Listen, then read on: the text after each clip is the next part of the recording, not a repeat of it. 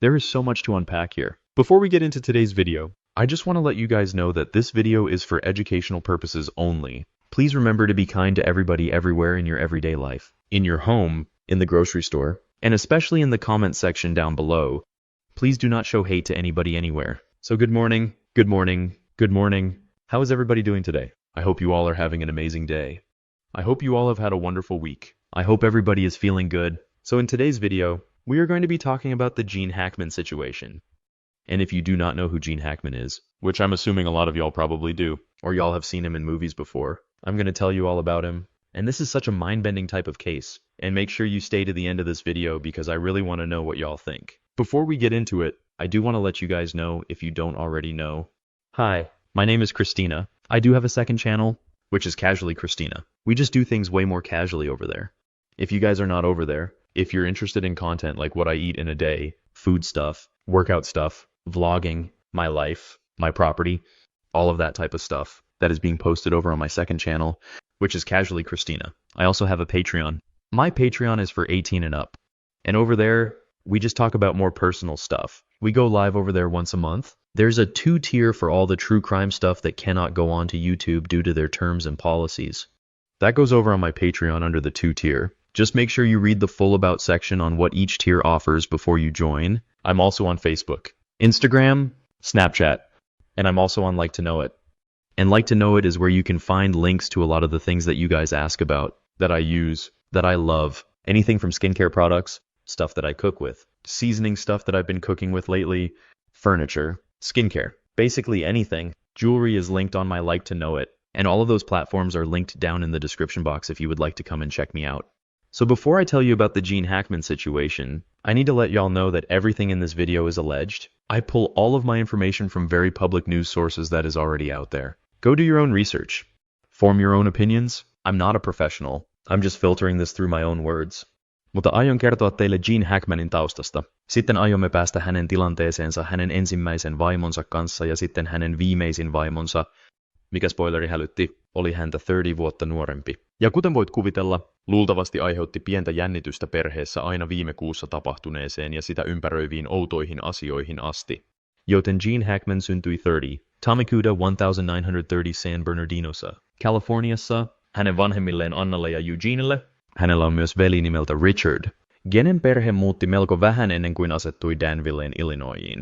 Ja Genen isä Eugene hoiti painokonetta paikalliselle sanomalehdelle. Genen vanhemmat päätyivät eroon, kun Gene oli vain 13-vuotias ja hänen isänsä lähti pian eron jälkeen, joten Gene tiesi pienestä pitäen, että hän halusi näyttelijäksi. Hän oli kuulemma 10-vuotias, kun hän teki tämän päätöksen, mutta hän tiesi, että hänen täytyy kasvaa vielä hieman ennen kuin hän voi tehdä sen, joten kun Gene oli vanhentunut, hän osallistui Storm Lake High Schooliin, ja kun hän oli 16-vuotias, hän valehteli ikänsä, jotta hän voisi värvätä Yhdysvaltain merijalkaväen. Kuvittele se, varsinkin kun näkee, miten asiat ovat nykyään, kuten hän valehteli ikänsä voidakseen mennä armeijaan. Joo. Hän päätyi sijoittumaan Kiinaan ja hän toimi 4,5 vuotta kenttäradion operaattorina. Gene erotettiin vuonna 1951, jolloin hän muutti New Yorkiin, jossa hän työskenteli useissa eri töissä. Sen jälkeen hän palasi Illinoisiin sen jälkeen, kun hänen äitinsä kuoli vahingossa tulipalossa. Hän opiskeli hetken Illinoisin yliopistossa ennen kuin päätti muuttaa takaisin Kaliforniaan. Ja tässä vaiheessa Gene aloitti näyttelijän uransa Targeton puhua nöyryydestä ja joka paikasta olemisesta ja tiedosta, että hän halusi näyttelijäksi pienestä pitäen.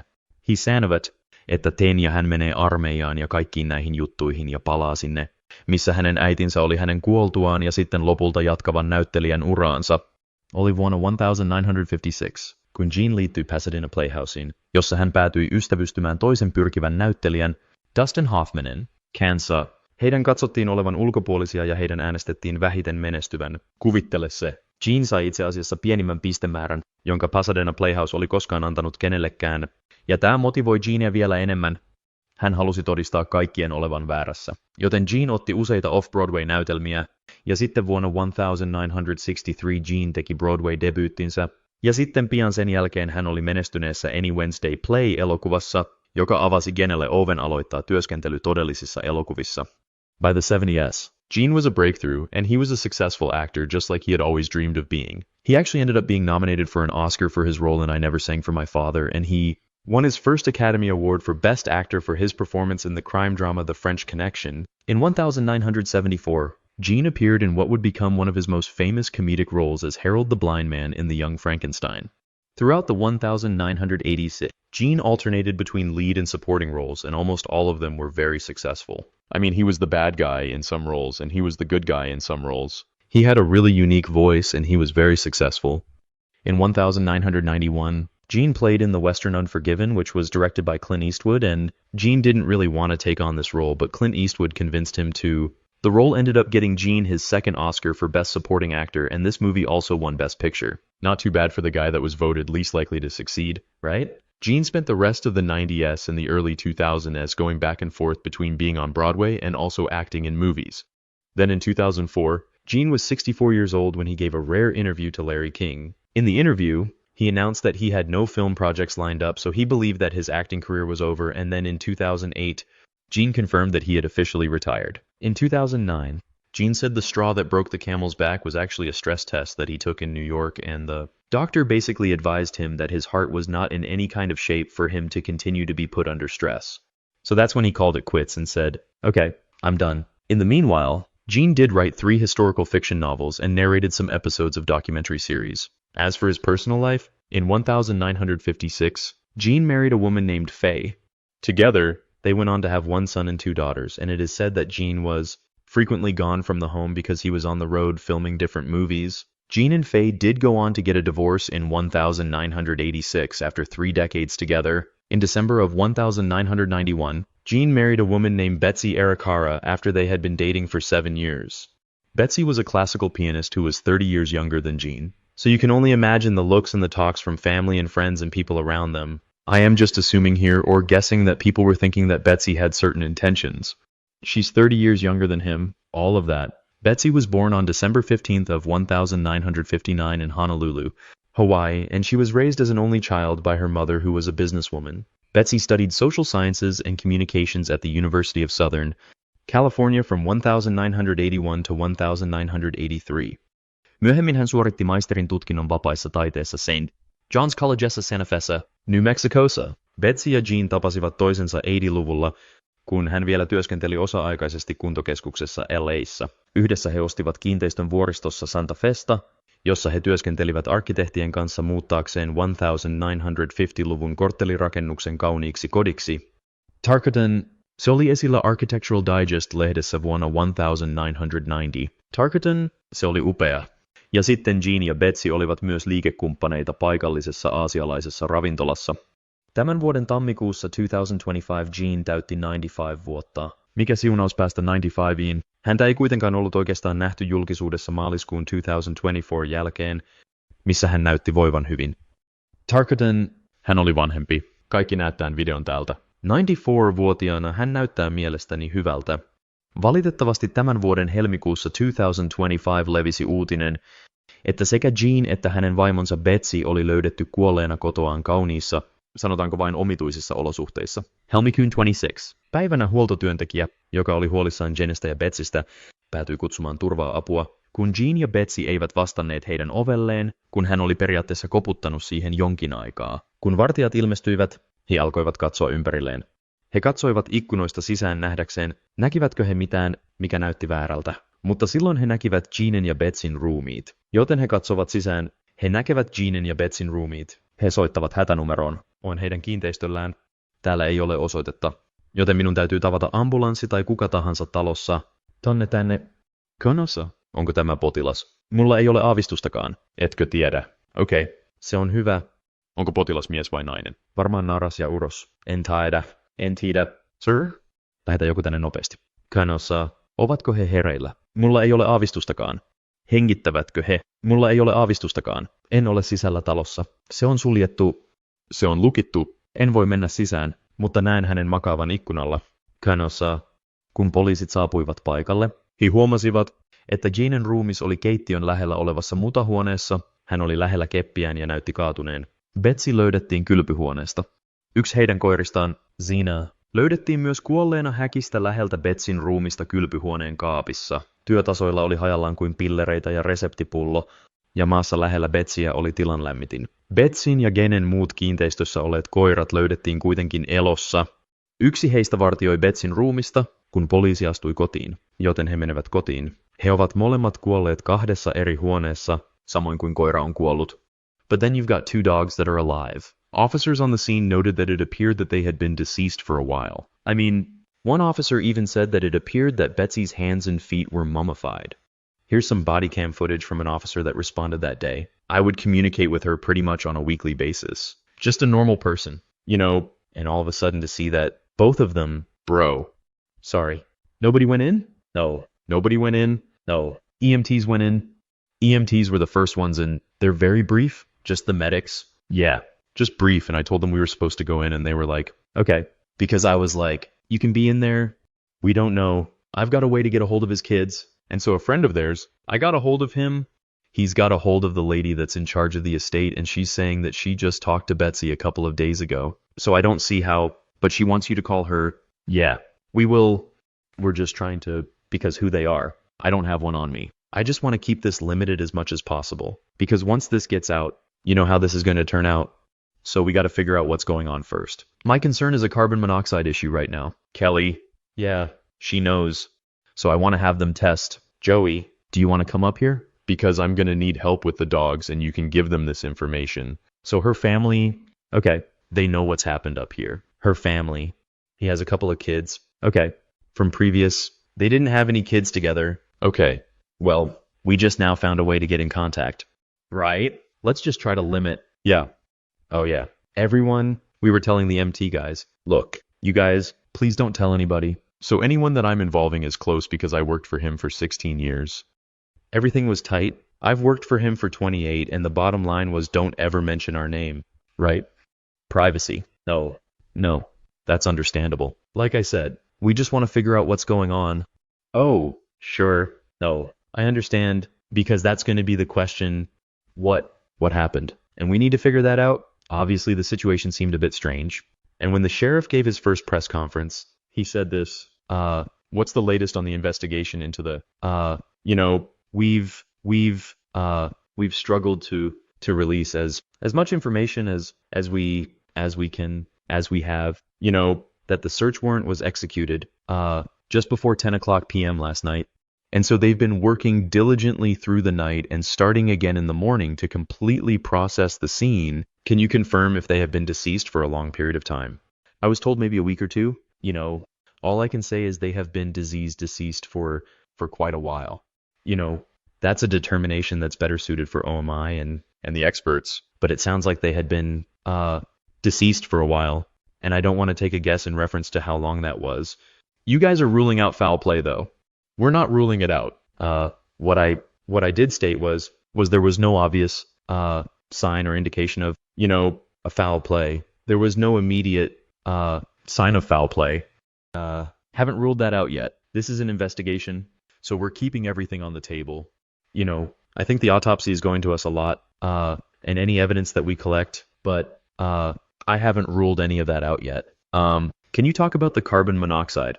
I know they tested for that. Yeah. So, you know, obviously it's not, I wouldn't say odd, but, it's not normal to find 2 people deceased in the residence. That's concerning. And then there was also a dog that was in a kennel that was also found deceased. We don't know the cause of that, obviously, but, you know, on our experience and working on cases like this, that is a possibility.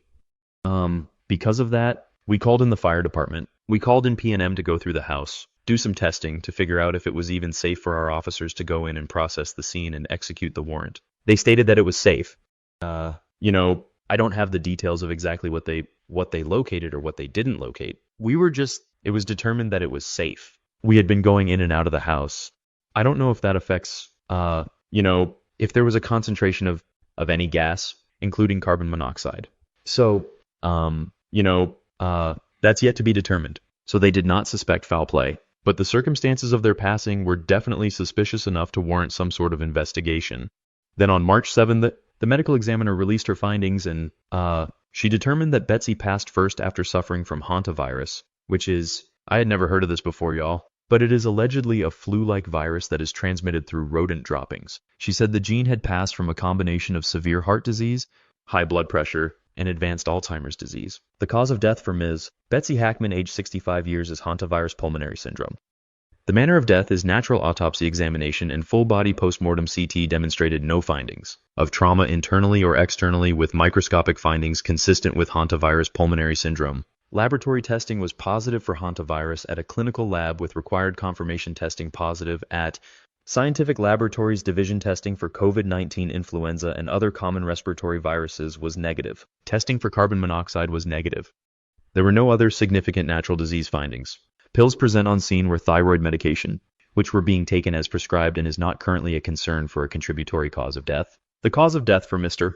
Gene Hackman, aged 95 years, is hypertensive and atherosclerotic. Cardiovascular disease with Alzheimer's disease as a significant contributory factor.